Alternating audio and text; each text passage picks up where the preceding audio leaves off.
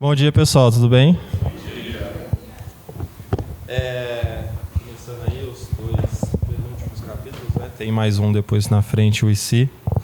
Mas começando o raro entre os raros, ele começa falando, né, de um episódio que ele estava num treinamento do time Delta e que ele estava num...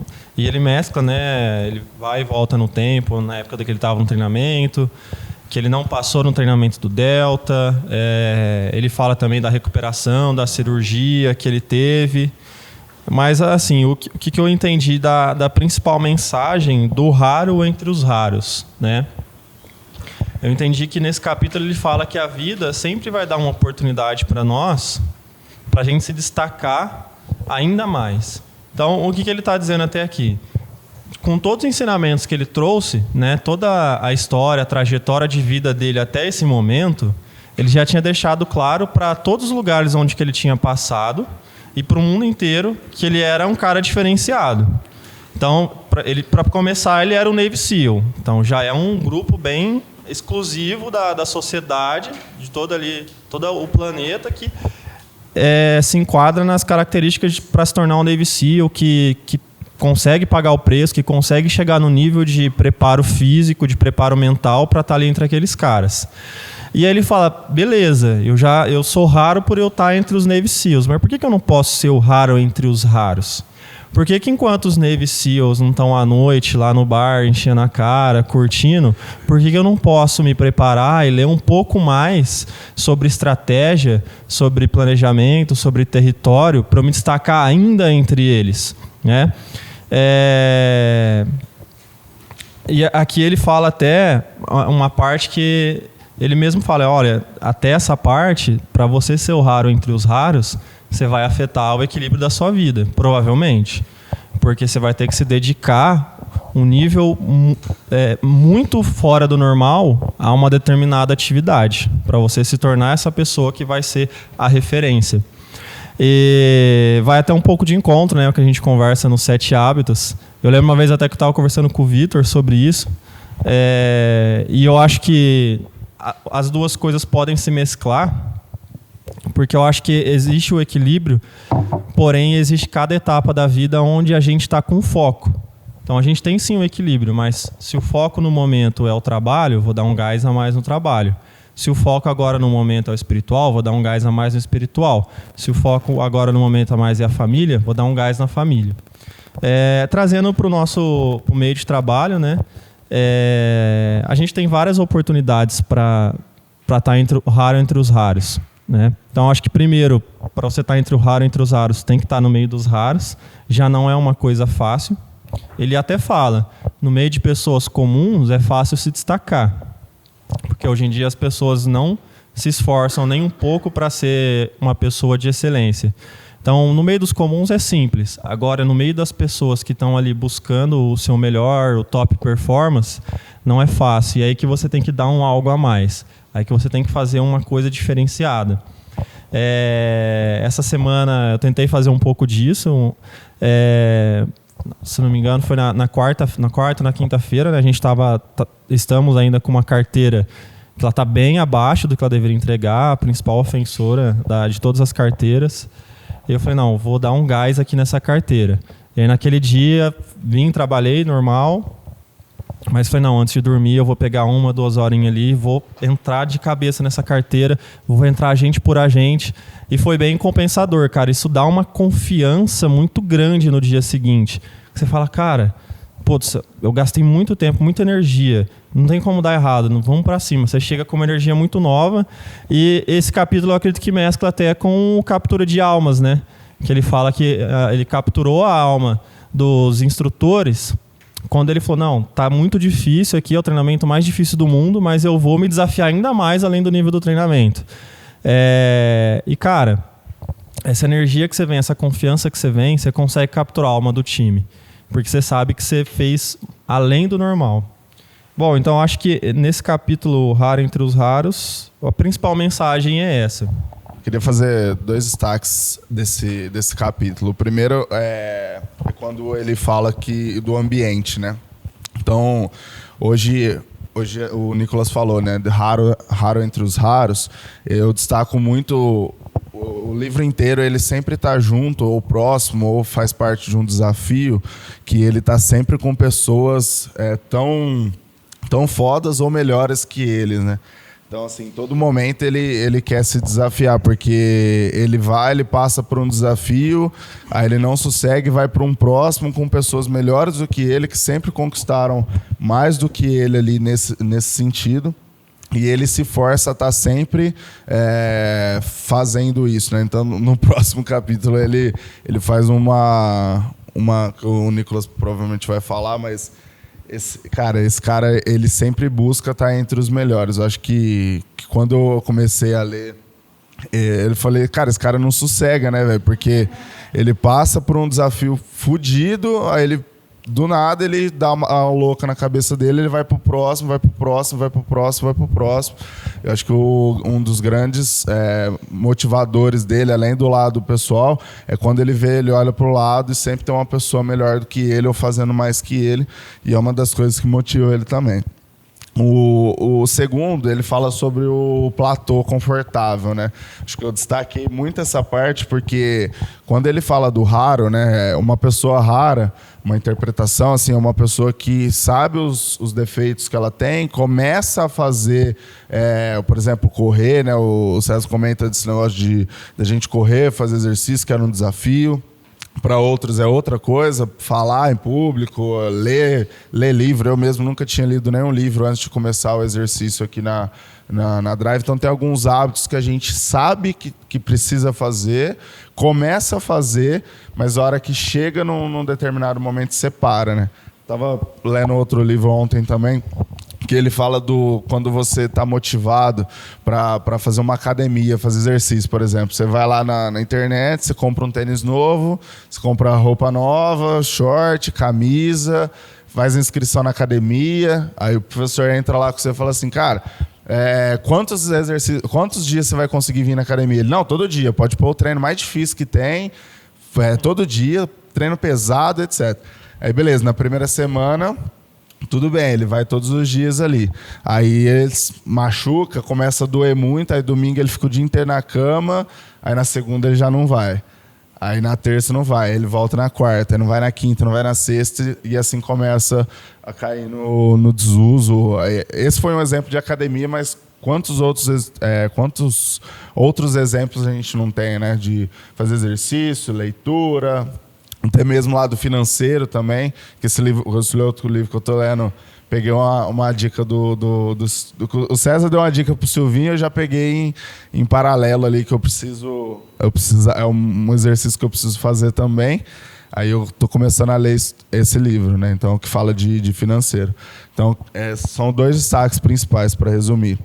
O ambiente, que a gente precisa estar sempre num ambiente com pessoas melhores que a gente. E ser raro entre os raros é você, quando você chega num platô, para você não ficar confortável, porque o segredo é dali para frente. Bom dia a todos. Um ponto bem sensível que eu achei nesse capítulo, bem assim emblemático, é que, dado o momento ali, em quando ele foi receber um feedback, né, do comandante, cara, você faz parte da equipe, mas não faz parte da irmandade. Então aqui é um ponto sensível em que ele se deparou com uma situação em que ele estava na equipe ok, só que ele não estava na irmandade. Aí tem lados sempre positivos e negativos nessa história, né? Aí ele fala assim, você precisa estar mais tempo com as pessoas para entender mais a operação, para entender mais o que acontece. Quando a gente está trazendo para o negócio nosso, né? Quando a gente está numa sala de reunião, meio que a gente está vendo ali a ponta do iceberg, nas falas, nos posicionamentos. E às vezes é num almoço, né, num lateral, é que a gente vai ver por baixo a base do iceberg. E é bem sensível essa parte onde você se posiciona entre, olha, eu estou aqui, vou na frente, vou correndo na frente, né, como líder, como companheiro de trabalho, como funcionário. E aí você às vezes fica meio que numa dualidade, né, entre fazer parte da equipe e fazer parte da irmandade. Quando você faz parte da irmandade, meio que é cobrado de você meio que uma cara, segura aí a onda, essa informação você guarda aí, não passa para cima não, porque tem que proteger aqui a Irmandade. Então, assim, é sempre é muito delicado essa relação, né? Porque, sim, as coisas na profundidade, elas são faladas ali numa relação um pouco mais interpessoal, não necessariamente numa mesa de reunião. Mas também quando você está na Irmandade, você também não pode ser complacente, ou você não dá para ser também uma pessoa ali que acoberta as coisas, né? Então é uma relação bem delicada, bem sutil. E aí ele sente aqui uma dificuldade, né? De dado momento aqui, se eu entendi bem nesse capítulo, ele não avançou porque ele não fazia parte da Irmandade, né? Ele estava lá, era o destaque, era o cara, mas jogando em time ele não era o cara ideal. Então, assim, é que pra gente no dia a dia isso é sensível, delicado, e tem que ter muito, assim, fazer parte da Irmandade sem se comprometer a sua postura, né? A sua às vezes não dá para ser imparcial em algumas situações, né? Só trouxe essa observação aqui. Tem um ponto também, mas antes eu queria fazer só um complemento no que você trouxe, Vitão, porque eu acho que a gente acaba sendo programado para fugir das situações que nos desafia, né? Então, a gente já citou isso algumas vezes aqui, e é uma pura verdade, né? Porque você falou da questão da academia, a gente até vai, mas aí depois com qualquer dor, dificuldade que a gente tem ali, a gente acaba fugindo. E a mesma coisa para o nosso dia a dia, né? A gente lista nossa rotina, qual que vai ser a nossa priorização? Tudo que a gente gosta de fazer. Qual que eu não vou priorizar, o que eu não gosto de fazer. Mas é o mais importante ou menos importante? Que é um pouco do que a gente está trabalhando no treinamento com vocês, né? E isso é um ponto que, assim, mesmo que é importante, mas eu não gosto de fazer, mas faz parte da minha função.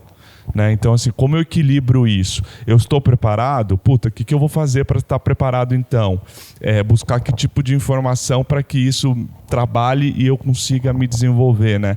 Então, porque frio na barriga a gente sempre vai sentir, né? A nossa cabeça, ela vai fazer com que a gente crie muletas sempre, né? Isso é nosso. Mas como que a gente quebra isso e consegue suprir? E um outro ponto que eu queria trazer, que foi até o que o Nicolas trouxe, né? Porque às vezes a gente se esforça tanto para chegar em algum lugar, né? Puxa, eu quero ser um líder. Eu vou, bato minha meta, ajudo o meu gestor, consigo, sou bem avaliado na avaliação de desempenho. Cheguei, aí eu relaxo. Aí eu não tenho o comportamento que você comentou, eu não consigo me manter. Né? Eu acho que aqui o ponto é muito importante a gente sempre ter em mente que cara, eu tenho que me dedicar e me esforçar para chegar, mas eu tenho também que me manter, né? No mínimo, porque a ideia é que você continue evoluindo como profissional. E aí eu estou trazendo muito para o nosso dia a dia, né? Poxa, eu na minha cadeira como supervisor aqui, 98% dessa população aqui são supervisores, líderes, gerentes. Legal, cara, eu me desenvolvi até aqui, e agora? Né? Faz parte do básico da minha função que eu não posso deixar de executar e olhar sempre para frente. Tá, o que eu tenho que fazer para ser um gerente? O que eu tenho que fazer para ser um diretor? Acho que isso é muito importante, porque eu vejo muita gente que nada chega, aí relaxa. Aí quando você entra no detalhe, não está fazendo grande parte do básico, né? Então, queria também reforçar esses dois pontos aqui. E até falando sobre o platô, né? Você vê um gráfico, tem um platô aqui e um platô aqui. Então, por exemplo, quando a gente começa a ler, é difícil pra caramba você ler 30 páginas numa semana. Conforme você vai pegando o hábito, 30 páginas fica moleza. E aí você está num platô. E é exatamente isso que ele fala. Cara, beleza, 30 páginas tá fácil, avança, se desafia, pega um pouco mais. Porque senão realmente a gente fica confortável, né? E até tem uma frase que ele põe, não lembro agora exatamente aonde, que ele fala, se você não está crescendo, você está caindo. Ele não fala, não tem meio termo, tô parado. Fala, não, ou você cresce ou você regride. Alguém quer fazer mais algum comentário sobre o raro entre os raros? Vitória.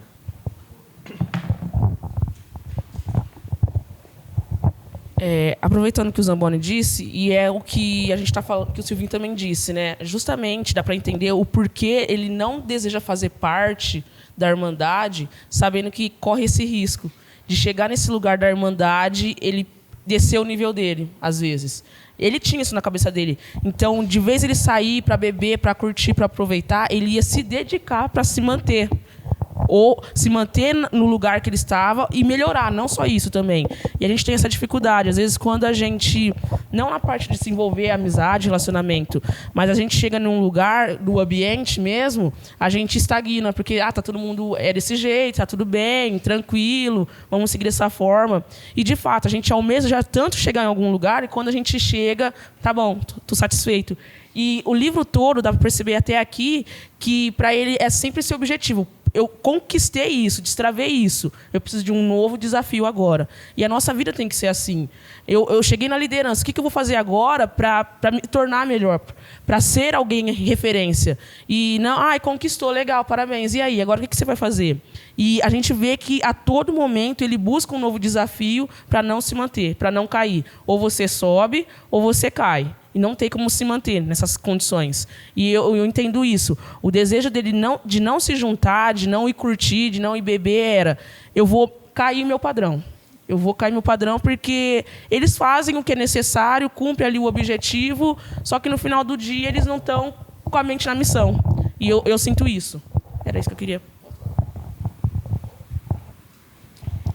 Os 2 pontos que eu queria destacar desse capítulo, o primeiro é em relação a essa questão de ser raro entre os raros. Porque, às vezes, ser raro, hoje em dia, até não é tão difícil, porque a régua, infelizmente, está muito baixa, né? Muitas pessoas não querem fazer o mínimo. Mas, quando você chega num ponto de destaque, fica cada vez mais difícil, porque eu até brinco e falo, gente, quando eu era closer parecia que eu era boa, depois que eu virei professor parecia que eu era a pior do mundo, porque o nível subiu muito, o sarrafo aumentou, as mesas que eu sento são diferentes. Então, você se desafiar, toda vez que você chega num platô, abre muita frequência para cima.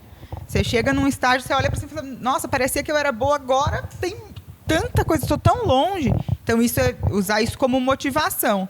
Não, nossa, eu estou muito longe, agora não vou conseguir. É o que ele mostra muito no livro todo. Toda vez que ele abre uma frequência para cima, ele fala, nossa, tem muita coisa que eu posso ainda fazer, tem muito lugar que eu posso chegar. Então, usar isso como forma motivadora. E outro ponto que eu queria destacar desse capítulo é o fracasso, entre aspas, dele como líder. Que ele foi muito bom no treinamento dos ARMY, e depois ele foi muito ruim, porque a maior dádiva dele foi, em uma escala, a maldição. Porque ele era muito casca-grossa, muito determinado e sempre se desafiava muito. Só que ele também foi soberbo no segundo treinamento, porque no primeiro ele se desafiava e dava o exemplo. Ele trouxe a equipe junto com ele.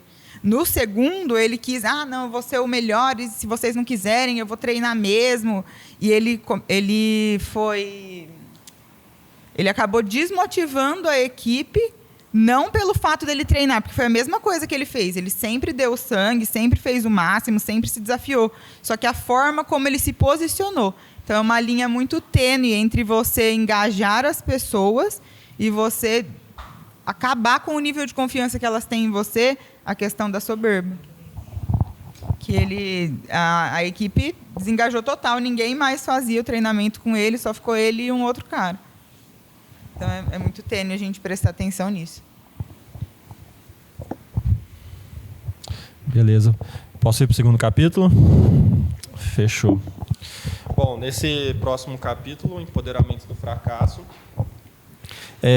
ele narra a história dele de quando que ele almejou bater o recorde de barra fixa.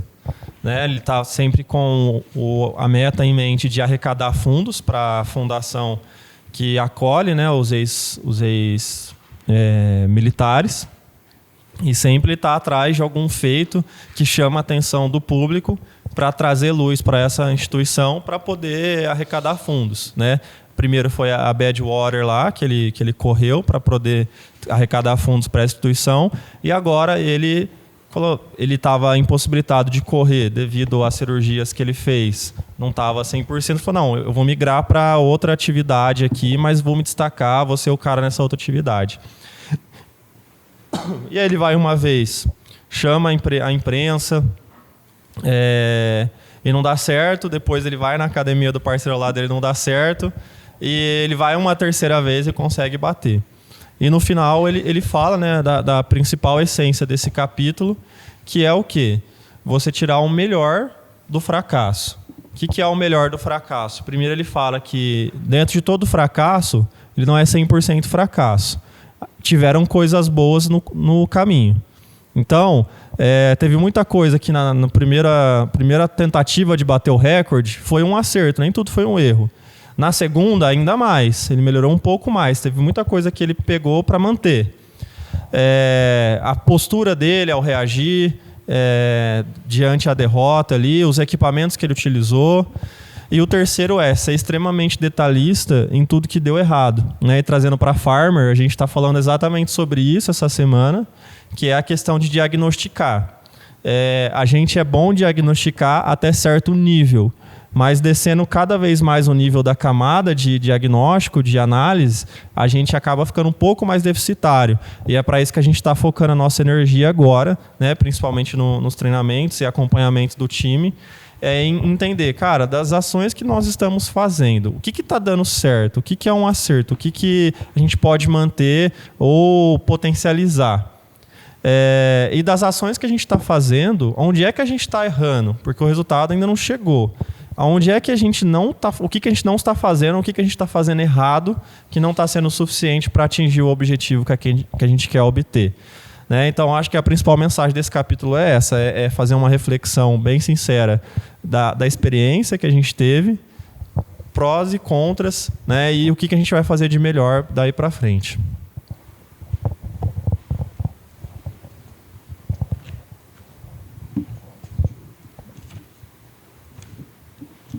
Tem microfone onde? Eu fiz um paralelo desse capítulo com PDCA. Não sei quem conhece essa metodologia, que é uma forma de formular planos de ação, né? Primeiro você planeja, depois você faz, depois você checa, né? Vê quais os pontos foram positivos e quais foram pontos negativos. E depois você reage aos pontos negativos que você encontrou. E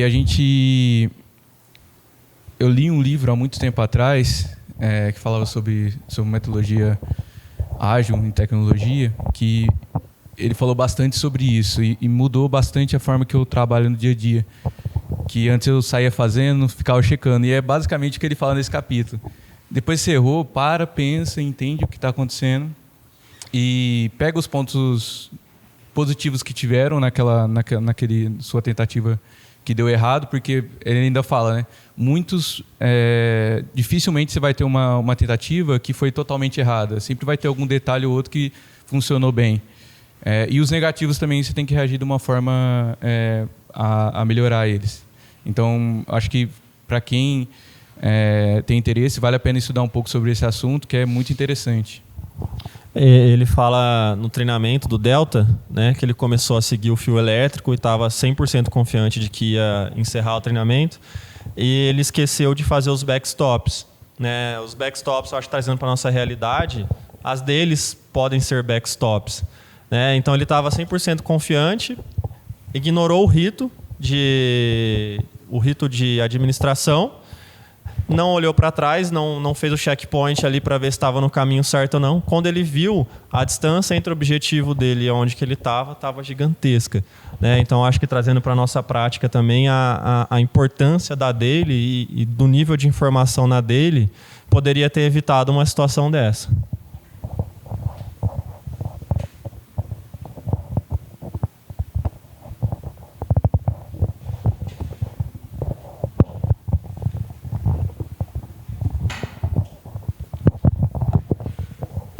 O empoderamento do fracasso, assim, por exemplo, você fracassou, né? Você foi fazer um negócio e deu errado, né? E todo mundo viu que você fracassou, que você deu errado. Cara, às vezes se a gente não empoderar o fracasso, a gente pega esse negócio, a gente entra dentro do fracasso e consome esse fracasso, e o fracasso consome a gente e fica algo interminável. Não vou tentar mais falar porque deu errado uma vez, deu errado duas, deu errado três. Aí ele vai lá, ele tenta de novo, ele tenta de novo, ele tenta de novo. E aí sempre no fracasso, né, a gente aprende alguma coisa. Tava falando com um amigo meu esses dias, falei pra ele, cara, nossa, você errou pra caramba esse ano, né? Ele, não, Silvinho, não errei muito não. É porque, assim, como eu tentei muitas vezes, eu tive aí algumas experiências. Mas em todas elas eu aprendi alguma coisa. O erro sempre eu tive ali uma oportunidade de aprendizagem. Não... E aí, eu falei, caramba, olha o mindset. Não é que eu errei, é que como eu tento muito, e eu busco, e saio de uma situação, saio de um caminho, vou pro outro, tento, mas de todas as formas, naquele erro A eu tirei isso, no B eu tirei aquilo, não sei, né? Então assim, quando você muda o mindset em relação ao fracasso, e geralmente para a grande maioria das pessoas, fracasso é algo... Ele veio com essa história pra você, errou. Eu não...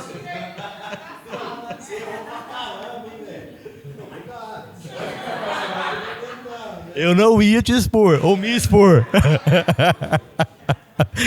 Mas assim, eu tomei a liberdade aqui de falar o exemplo, porque é mindset. Às vezes essa sensação de fracasso, se a gente abraça ele, é uma pedra que joga a gente lá pro fundo do mar, depois você não sai, cara. Né? Do ponto de vista do negócio, semana passada a gente estava com um problema aqui grave, uma situação que estava deixando a gente com um sentimento de fracasso, e todo mundo voltado pro fracasso.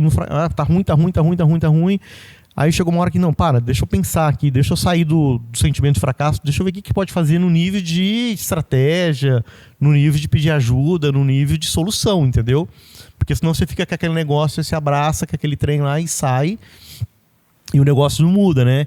Então, quando você sai desse sentimento de que tá ruim, tá horrível, foi um fracasso, e olha para, o que eu posso aprender com isso, o que pode ser feito diferente. Então, a gente começou uma segunda-feira com uma situação difícil e bem delicada para um fechamento de semana com ações aí estratégicas, que envolve sistema, que envolve tudo. Então, parar de abraçar, né, o fracasso e olhar para ele como aprendizado, como uma... dá poder para ele, né? Poder de voz, de ensino para a gente.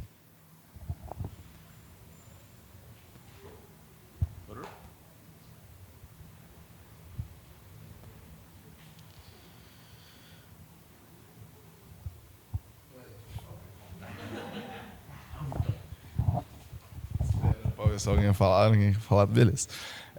Queria só reforçar esse ponto que o Nicolas trouxe ali, né?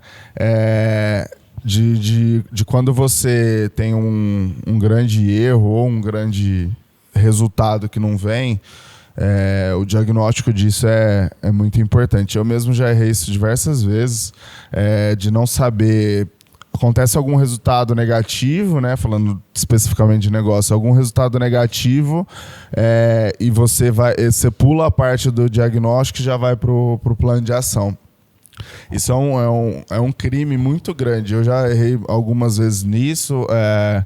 E quando você faz um plano sem saber o que você errou e o que você fez de bom, você basicamente muda tudo.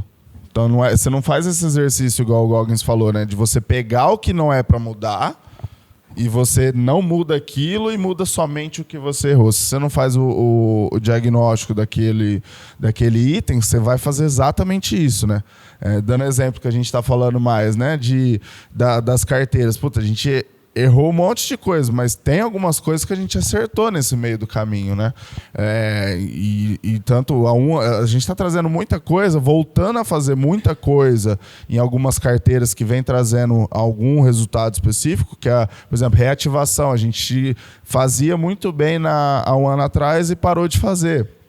Quem que falou para parar de fazer? Ninguém. A gente simplesmente parou de fazer.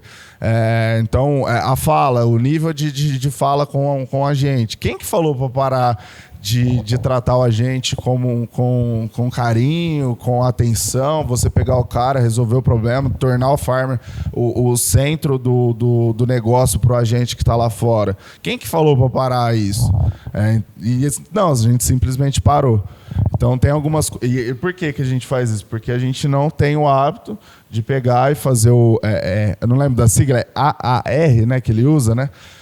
A gente não tem esse hábito e não faz isso. Então, primeiro a gente começa fazendo isso mensal. Então, assim, puta, o que eu fiz o mês passado? O que eu acertei? Não, isso eu acertei, isso eu acertei, isso eu acertei. E como que você sabe que você acertou ou não? Se aquela ação que você fez, ela gerou algum resultado positivo. Desde que seja uma melhora no NPS, uma melhora em envio de ficha, uma melhora em carteira e assim por diante. Você tem que cruzar as ações com os resultados. Como que você sabe que você errou? Quando você fez algum tipo de ação que aquilo causou algum erro pra gente. Ou uma queda de NPS, né? Ao contrário, quando aquele resultado que você esperava, quanto mais, por exemplo, a gente viu em algumas ações que quanto mais a gente fazia algumas ações, o resultado mais caía. Então, opa, peraí, vamos voltar aqui. Ou eu estou fazendo errado, ou aquela ação que eu fiz não está certo. Vamos rever. E depois a gente começa fazendo isso semanal, quinzenal, semanal e diário. Então é um exercício que a gente precisa fazer. Só precisa tomar um cuidado, né? Empoderamento do fracasso. Em nenhum momento ele fala para você fracassar sempre nos mesmos erros. Então não é legal você vir aqui e falar assim, puta, eu fracassei. Pera, mas você falou isso mês passado. Então, assim, mês passado também você falou o mesmo assunto que você fracassou. E não é bonito você fracassar o mesmo. Você cometeu o mesmo erro de novo. Não é legal, você não vai escrever um livro daqui a 5 anos falando que você errou 5 vezes em 5 anos com o mesmo erro, né? Então, o Percebe-se, ele faz 3 tentativas, ele faz 2 tentativas e na terceira ele consegue. Em todas as situações, ele cometeu erros diferentes. Na primeira foram alguns erros, na segunda foram outros, e na terceira ele cometeu alguns erros também, só que mesmo assim ele conseguiu alcançar o objetivo dele naquele momento, né? Então é só tomar um cuidado para não romantizar erro igual, tá? Então é só esses pontos que eu queria falar. Às vezes porque a gente faz daily, a gente tem um rito, a gente cai na rotina. Né? Até mandei um áudio pro Vitão essa semana passada, acho que vale a pena compartilhar com todos vocês essa questão. Então o rito, a rotina, ele faz a gente cair numa mesmice, no automático, né? Então assim, você tem que ter rito, você tem que ter disciplina da rotina, mas você não pode perder a sensibilidade. Você não pode perder a paixão, a sensibilidade. Você não pode cair no automático. Então, esse é o ponto perigoso da rotina, né? E aí você colocar uma rotina, né, colocar uma rotina de reciclagem, ou colocar algum tipo de rotina que faz você refletir sobre a sua rotina, né, ajuda você a parar para pensar, né? Mas o perigo disso é você estar ali na mesmice, né, naquela daily ali, que é aquele marasmo todo dia. Não, eu tenho que entender, eu tenho que estar atento, eu tenho que me policiar, eu tenho que estar vigilante, eu tenho que estar observando os detalhes, porque você tende a cair numa mesmice, num piloto automático, e aquilo já não faz tanta diferença mais, né? Nós já chegamos assim em algum momento da nossa rotina, e aí a gente parou de fazer a rotina, e falou, não, a rotina ela não faz mais sentido. Não é que ela não faz mais sentido, ela precisa ser renovada. Você precisa voltar a ter a sensibilidade de novo. Você tem que ser o couro grosso, né? O casca grossa, mas sem perder a sensibilidade. Eu falo muito isso e é muito verdade, né? Como que eu não perco a sensibilidade? Eu posso ter casca grossa, mas meu coração precisa estar em carne, vivo, né? E sentir, porque senão eu perco os detalhes e eu caio numa rotina, numa mesmice, no piloto automático. Então esse é o cuidado que a gente tem que tomar. E aí eu falei pro Vitor, né, Vitor, né, assim, traga sempre algo novo, né, faz uma provocação, pega uma área para você aprofundar, olha com outro olhar, deixa ver, não, onde eu posso estar errando, o que eu não posso, se faz pergunta, né, fazem as perguntas de novo. Então isso é muito importante. Nós, como rotina, eu tô lá fazendo exercício lá, você vai caindo numa rotina ali, se você não se policiar, não se colocar um desafio novo, vislumbrar algo diferente, um objetivo diferente, você vai cair na mesmice, na rotina. Então, o primeiro desafio é ter disciplina e conseguir ter uma rotina. Depois é fazer com que a rotina não entre numa rotina, né? Ela ser algo vivo, ela ser algo orgânico, você não perder sensibilidade. Porque a gente tem que ter rigor com o processo, né? O processo precisa ser rigoroso, os protocolos precisam ser cumpridos. A gente precisa nunca, né? O exército, né? O militarismo ensina muita gente isso, que a gente nunca deve confiar nas nossas próprias capacidades, mas antes a gente deve ter cuidado ali com os protocolos, né? A gente sempre falha. Se a gente tem a prepotência e a arrogância de achar que os ritos são a finalidade em si mesmo, né? Elas não são, né? Tem algo mais ali. Então é importante a gente fazer essa reflexão de não cair nos ritos, né? Não cair na rotina, não cair na mesmice. A gente sempre se provocar a sair do piloto automático. Isso é muito importante. A gente, porque a gente ser muito rigoroso com o processo às vezes, também a gente esquece do cliente, né? A gente esquece das pessoas. Então a gente tem que ser, eu já falei alguma vez aqui também, a gente tem que ser rigoroso e extremamente extremamente rigoroso, extremamente duro com o processo, mas sensível com pessoas, né? Rigoroso com o processo, mas sensível com pessoas. Eu acho que esse é o equilíbrio aqui, e a gente nunca perder a sensibilidade. Couro grosso com casca grossa com sensibilidade, né? Humano, emoção, nós somos seres humanos, a gente tem emoção. Então a pessoa que vai se apegando demais ao processo, ao protocolo, ela se torna fria, né? Ela se torna insensível.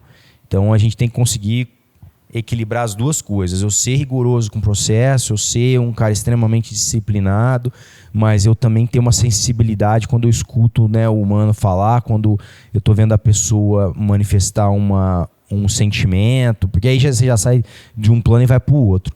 Mas a gente tem que ser rigoroso com o processo, sensível com pessoas, né? E não cair no piloto automático. Acho que é um pouco da lição aí que eu tiro dessa fala do Vitor aí.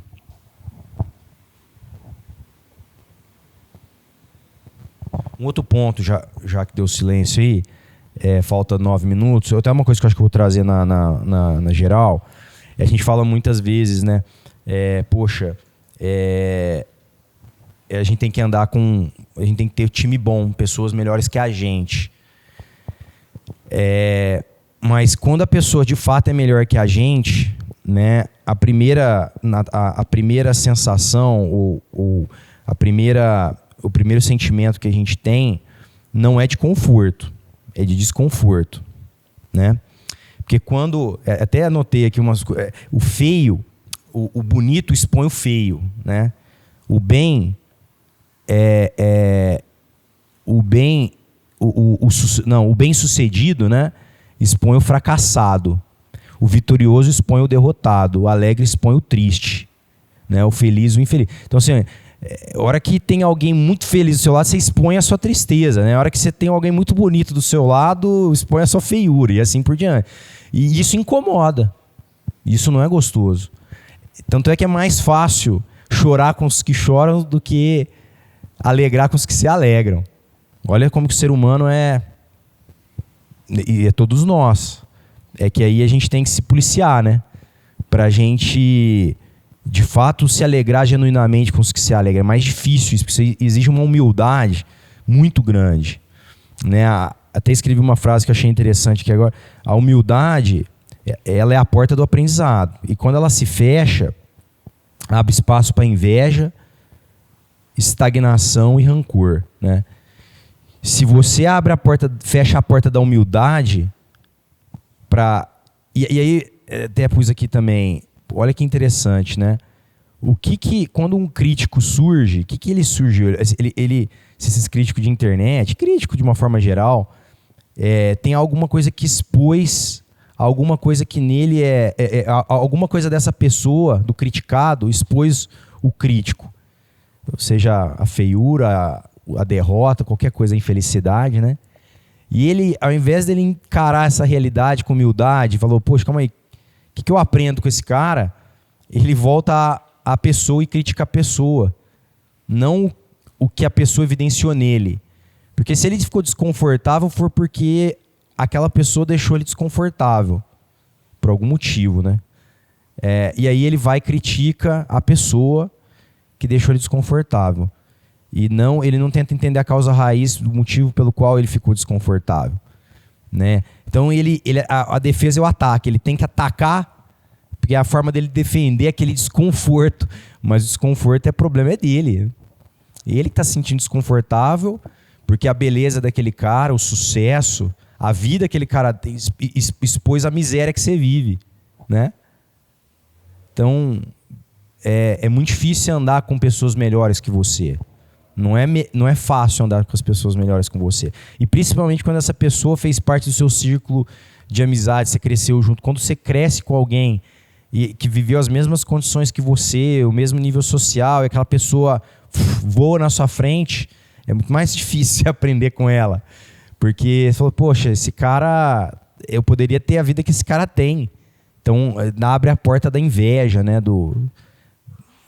Então, é uma reflexão interessante a gente fazer. E a gente tem que sempre deixar a porta da humildade aberta para a gente aprender e fazer e merecer, né? O Goggins fala muito, a gente tem que ser merecedor do que a gente tem, né? Se você tem essa vida que você tem hoje, se ela é miserável, se ela é feia, se ela é triste, como diz ele, Merry Christmas, né? Merry Christmas aí para você. Então é mérito seu desse negócio, entendeu? Então eu tenho que ter humildade e não me comparar ao outro, mas comparar a mim mesmo. É aquilo que me desconforta, a gente tem que começar a olhar isso, né? Se aquilo me desconforta, o que está expondo de mim que está me deixando desconfortável? Porque aquilo pode me fazer, se eu tiver humildade, vai me fazer crescer, né? E a gente parar de se comparar com o outro, eu já falei isso também algumas vezes, mas a sua base de referência não tem que ser o outro, mas você mesmo, como você era ontem, como você evoluiu. Isso diminui seu nível de ansiedade, de inveja, de ansiedade, aquela coisa ruim, né? Eu fiz um processo de... Eu tenho um Instagram que eu só olho as coisas, né?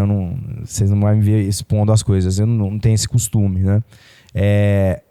Mas eu seguia páginas, pessoas que me faziam se sentir ansioso por um lado ruim, né? Porque se você fica ali se alimentando... Hoje você vai ver, a hora que eu abro aqui, tem coisa de motivação, coisa de Bíblia, só com essas coisas, assim. Eu tirei qualquer coisa que me traz algum pensamento ruim ou algum tipo de sentimento de ansiedade. Você tem que se proteger dessas coisas, né? Você tem que pôr coisas que você se alimenta ali, coisas que vão te trazer pensamentos virtuosos e tal. Mas você tem que tirar isso da sua vida, você tem que tomar cuidado. Não adianta nada você querer mudar, assim, a gente é fruto dos pensamentos, né? E a gente pode olhar o que gera pensamento, é o que você vê gera os pensamentos. Os pensamentos entram pelos olhos, né? Até a Bíblia fala que os olhos são a luz do corpo. Então, a hora que você olha alguma coisa, você está se alimentando a sua alma com o que você vê, com o que você lê, com o que você escuta. E se você está exposto a coisas que te geram pensamentos ruins, né? Porque o pensamento gera na verdade, o pensamento gera ação, a ação gera hábito, e o hábito gera quem você é, né? Então, assim, tudo começa no pensamento. Então, o que você tem fomentado de pensamentos na sua cabeça? O que você tem estimulado? Você está trocando os pensamentos ruins pelos bons? Você tem vigiado, como um soldado que somos aqui, guerreiros que somos, a gente tem que sempre viver em vigília, né? Se policiando, vigilante a todo momento. Então, você tem que olhar para a sua mente como observador. Você observando a sua mente. O que esses pensamentos estão passando? Porque os pensamentos vão dizer quem você vai ser lá na frente, né? Os pensamentos vão se tornar ações, ações vão se tornar hábitos, hábitos vão se tornar você, né? A pessoa que você é, a personalidade que você é. Então, eu vejo muitas pessoas às vezes lutando para transformar hábitos, mudar de hábitos, mudar de comportamento, mudar de vida, mas elas continuam se alimentando com lixo, né? Eu continuo ali no dia a dia olhando coisas que fazem mal para ela mesma, gerando pensamentos que fazem mal para ela mesma, pensamentos que não são virtuosos, né? Tudo na vida está entre o vício e a virtude, né? você tem que trocar o vício pela virtude. Vício é todo erro, toda falha, todo pecado, né? Você tem que trocar ela tudo por virtude. E aí você vai... então você tem que se policiar nas pequenas coisas, os pensamentos. Aquele pensamento, né, menor que seja, você tem que se policiar e fazer o julgamento dele, tirar ele. E alimentar de coisas que vão te trazendo bons pensamentos. Isso vai refletir em quem você é.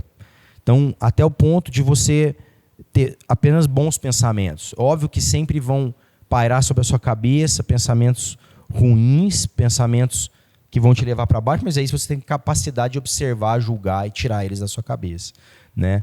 A gente não pode impedir que o passarinho assente na nossa cabeça, mas a gente pode impedir que ele faça ninho, né? Então, é essa capacidade que a gente precisa desenvolver, e não adianta nada você ficar exposto a coisas ruins, músicas ruins, gente que você segue nas redes sociais ruins, companhias ruins, porque a companhia, o companheiro ruim, às vezes que comete os mesmos vícios que você, não te expõe, então te deixa mais confortável, não é verdade? Então, você abdicado de coisas que te levam a ter pensamentos ruins, né? E você ir trocando e criando hábitos que tiram você dessa espiral negativa, né? Então, tem gente que está tentando mudar, mas chega no final do dia, ele vai ver as mesmas coisas que influenciam ele para o caminho ruim, pelo pensamento ruim. Não adianta nada, você vai ficar naquele círculo, aquela espiral negativa, né? aquela dinâmica negativa constantemente. Então, e trocando isso, e mudando o seu dia a dia, e naturalmente mudando os seus pensamentos. Eu também, alguma vez, eu disse aqui que eu li isso, né? Achei muito interessante. O metro quadrado mais caro do planeta não é Tóquio, não é Londres, né? É sua cabeça, é o espaço que entre uma orelha e outra aqui. É esse espaço aqui que é o mais precioso, né? E que você tem que estar muito vigilante, porque é dos pensamentos que você nutre que vai vir a virtude, vai vir a vida que você quer viver. Então, o que você pensa, né? O que consome o seu pensamento, né? E tem gente que consome o pensamento de várias coisas. Tem gente que fica pensando o tempo todo em sexualidade, por exemplo. Tem gente que fica pensando o tempo todo em material. Tem gente que é o que está na sua cabeça, né? O que seu pensamento está... O que está preenchendo o seu cérebro? Com o quê? Quais os pensamentos? E a técnica para você livrar dos pensamentos bons, dos pensamentos ruins e nutrir os bons, né, cabe a nós. E a gente entender essa técnica, né? Entender essa técnica de como eu me desfaço e como eu saio dessa espiral negativa de pensamentos ruins, de pensamentos de viciosos, né? E ruins, e eu me coloco num ciclo virtuoso de pensamentos bons. Como eu faço essa mudança? E como eu me livro? Porque quem você a boca fala que está cheio o coração, também é bíblico isso. A boca fala o que está cheio o coração, né? Cara, o que está cheio na sua cabeça, todos esses pensamentos, é o que você fala, é o que você externaliza, quem você é, né? E nós somos capazes de reprogramar o que a gente pensa, o que a gente nutre, e a gente tem que entender essa dinâmica, né? O meu dia, o que eu ouço, o que eu vejo, com quem eu ando, o que eu leio, né? O que eu escuto, isso, a música, todos os detalhes. Eu acho que hoje eu sou muito mais crítico com esse negócio de escutar música, né? Escutava qualquer coisa. Não, hoje, cara, eu escuto lá aquelas músicas que falam só merda, cara, assim, pra mim não faz sentido mais escutar, sabe? Pô, eu não sou isso, eu não gosto disso, pra mim isso não é virtuoso. Pode ser até bacana o ritmo e tal, mas não gosto, né? Não me sinto bem. A gente tem que ser crítico pra caramba, porque, velho, isso que vai ocupar meu pensamento, são pequenas coisas. É uma musiquinha que eu fico repetindo ali, falando merda, velho, que eu poderia estar falando coisa boa, que eu poderia estar gastando meu tempo com alguma coisa boa, ajudando alguém, fazendo alguma coisa virtuosa, né? Então, o segredo está em ir trocando o vício pela virtude a todo momento, né? E cabe a nós nos policiarmos para se transformar nessa pessoa, que isso é uma busca constante, né? É uma perseguir algo de forma constante. Nunca está acabado esse negócio, né? E a gente sempre olha ali e fala, puxa, eu falhei nisso aqui, cara, olha, veio aqui, aí você vai entender por quê, esse trabalho todo, por que eu errei nisso, por que eu não prestei atenção, por que eu caí nisso de novo, né?